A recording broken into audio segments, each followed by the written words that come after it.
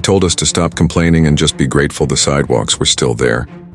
But when my neighbor got hit by a car while walking her dog because the streetlights hadn't worked in over a year, I realized the HOA wasn't just lazy. They were dangerously negligent. And if no one else was going to do something, then I would, even if it meant burning every bridge on the board to take back the streets they had abandoned. It started small, as these things always do, with flickering street lamps and a few potholes nobody fixed. The kind of little infrastructure problems you assume someone is handling behind the scenes until they pile up into something you can't ignore. For us, that something was a dark intersection at the corner of Willow Bend and Hightower, where 3 teens nearly got hit over the summer, where an elderly man fell on broken pavement, and where Melissa, the woman with the golden retriever, who used to lead the neighborhood garden club, was clipped by a speeding car one night while walking her dog. She survived, barely, but the dog didn't. And when we showed up at the next HOA meeting asking what they were doing about lighting and traffic safety, the board president, a smug retiree named Paul Granger, looked at us over his glasses and said, "We're not a public works department, folks. This isn't a city." That's when I knew something had to change. I've lived in the same house for 21 years, seen kids grow up and come back with kids of their own, watched as neighbors died or moved into assisted living, and through it all I believed, in this community, in the idea that we looked out for each other. But Paul and his inner circle treated the HOA like their private kingdom, and they were letting it rot under their watch. So I started asking questions.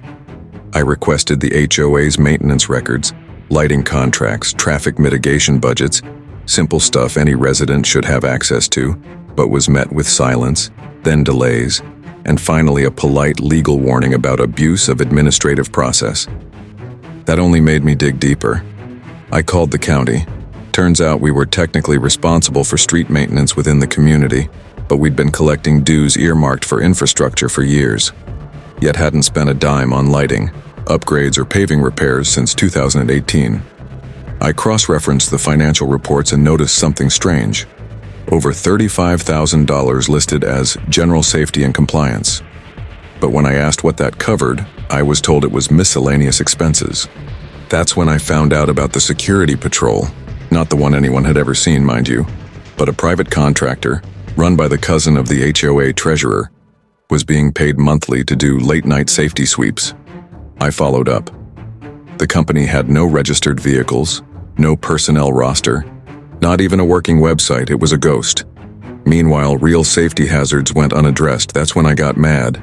I created a new Facebook group, Take Back Our Streets, and invited every neighbor I could think of, including some of the older folks who didn't even use the internet much.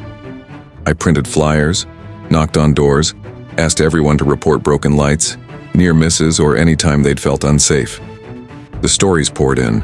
Parents walking kids to the bus stop using flashlights, seniors refusing to go out after dark, cyclists riding in the middle of the road to avoid crumbling curbs. I compiled it all, photos, quotes, timestamps, and presented it at the next board meeting. Paul rolled his eyes. Another board member accused me of creating panic, but I wasn't backing down. I brought a petition, 138 signatures, and formally motioned for a vote to audit the infrastructure fund. They shut it down, claimed we hadn't followed procedural form. So I got a lawyer, a good one, pro bono, thanks to a neighbor whose daughter happened to be in municipal law. Together, we filed a legal demand for financial transparency under our HOA's own governing documents, citing fiduciary duty. While that was pending, I took it public.